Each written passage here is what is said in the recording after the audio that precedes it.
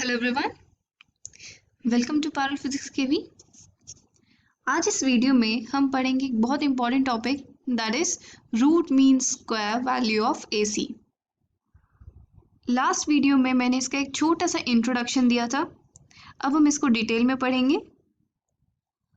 Root mean square value of AC is that value of steady current which produces the same amount of heat in a resistance in a given time as produced by AC for the same resistance in the same time। इस statement का क्या मतलब है? Late us suppose हमारे पास एक circuit है जिसमें एक रेजिस्टेंस कनेक्टेड है along with an AC source. ये AC source sinusoidal current provide कर रहा है सर्किट में। It means the current is varying with time. Current constant नहीं है, इट्स ऑल्टरनेटिंग करंट। हम जानना चाहते हैं इस सर्किट में से कितना इफेक्टिव करंट पास हो। What is the effective value of current that has pass through this circuit. इसके लिए हम यूज करते हैं term root mean square value. Let us suppose कि टी टाइम में, स्मॉल टी टाइम में इस सर्किट में रेजिस्टेंस के अक्रॉस कितनी हीट प्रोड्यूस हुई है? एच हीट प्रोड्यूस हुई है, क्योंकि जब करंट पास करता है किसी भी रेजिस्टेंस में से उसमें हीट प्रोड्यूस होती है।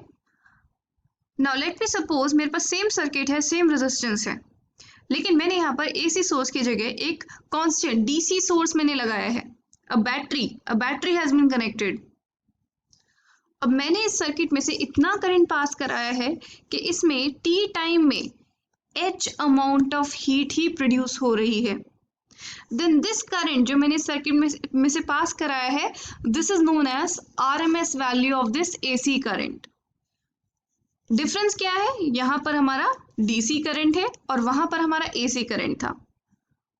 तो मैंने जब एसी सोर्स लगाया था उसमें ऑल्टरनेटिंग करंट प्रोवाइड किया था रेजिस्टेंस के अक्रॉस, तो टी टाइम में H amount of heat generate हो रही थी।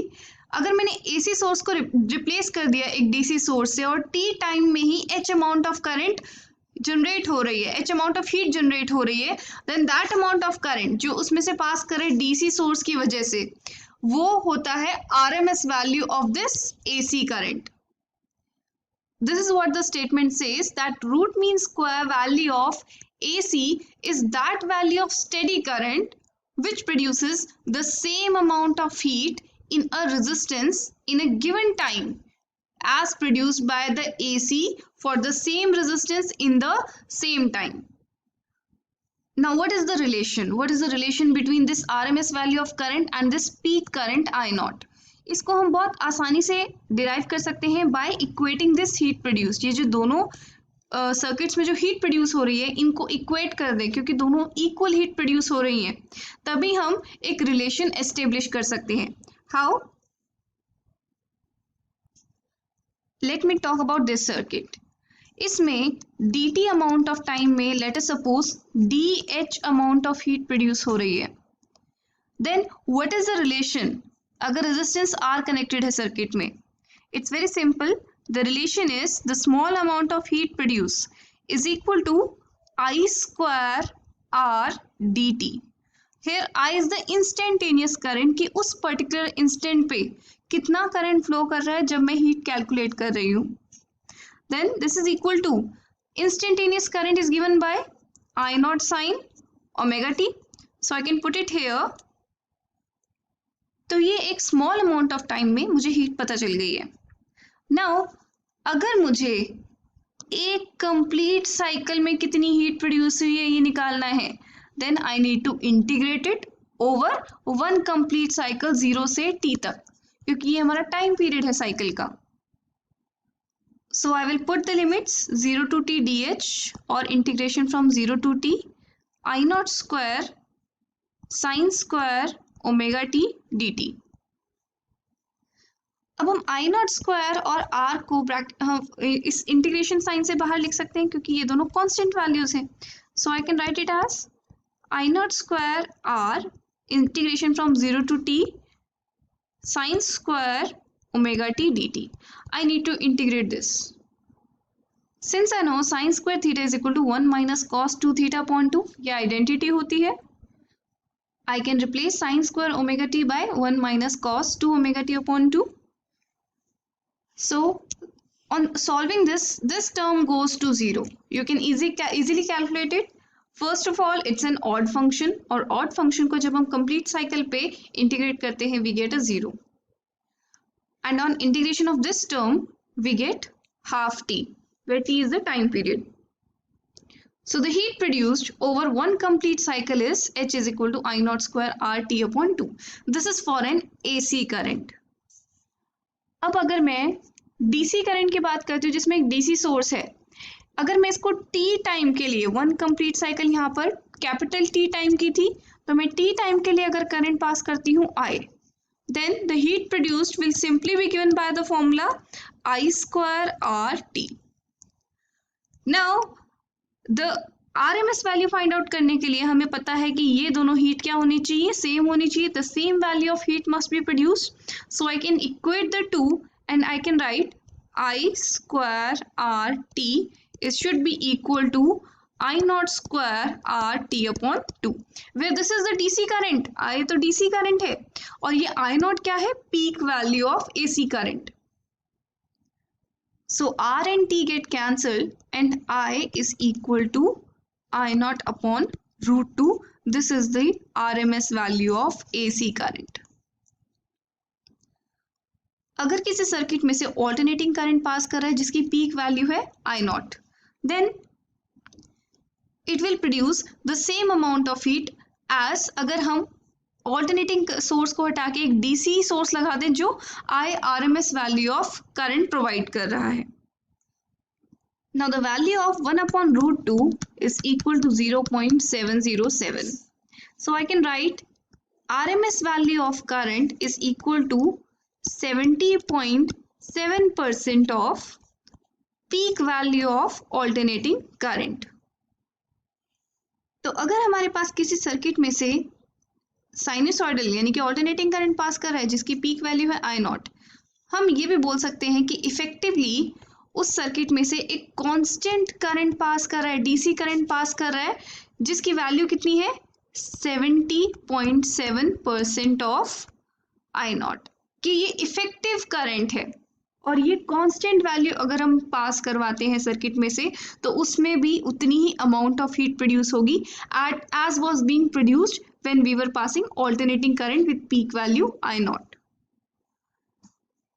इसी तरीके से अगर हमें RMS वैल्यू ऑफ EMF निकालना हो, RMS value of potential difference, then यहां पर मैं लिख सकती हूँ ERMS is equal to IRMS into resistance, और यहां पर मैं लिख सकती हूँ E is equal to I times resistance, where E is equal to E naught sin omega t and I is equal to I naught sin omega t.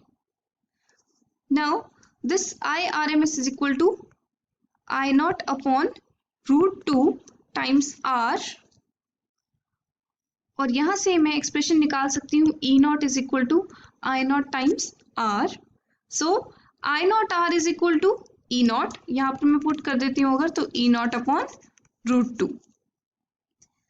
So here ERMS is equal to E naught upon root 2. इसे हम heat के method से भी calculate कर सकते हैं by using this formula DH is equal to V square upon R times DT, जैसे हमने करंट के केस में कैलकुलेट किया. So it means ERMS is also equal to 70.7% of peak value of EMF. Now there is one important point to be noted. House hold line voltage, जो घर में जो voltage आती है 220 वोल्ट की होती है. हमने सुना है 220 वोल्ट के अप्लायंसेस, ये जितने भी अप्लायंसेस हम यूज करते हैं इंडिया में 220 वोल्ट के ऊपर काम करने के लिए बने होते हैं. लेकिन घर में तो जो वोल्टेज आती है वो कैसी होती है, वो तो साइनसॉइडल होती है. तो ये 220 वोल्ट कौन सी वैल्यू ली है हमने, this is the RMS value of EMF. जो घर में जो वोल्टेज आती है हम बोलते हैं 220 वोल्ट, वो RMS वैल्यू होती है.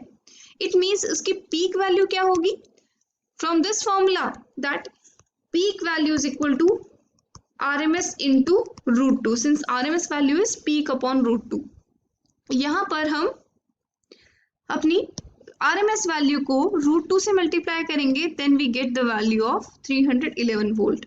इसका मतलब घर में जो AC वोल्टेज आती है उसकी पीक वैल्यू तो 311 वोल्ट होती है, लेकिन हम हमेशा RMS वोल्टेज की टर्म्स में बात करते हैं, तो इसलिए हम बोलते हैं कि 220 वोल्ट्स घर में जो पावर सप्लाई आती है उसकी RMS वैल्यू है।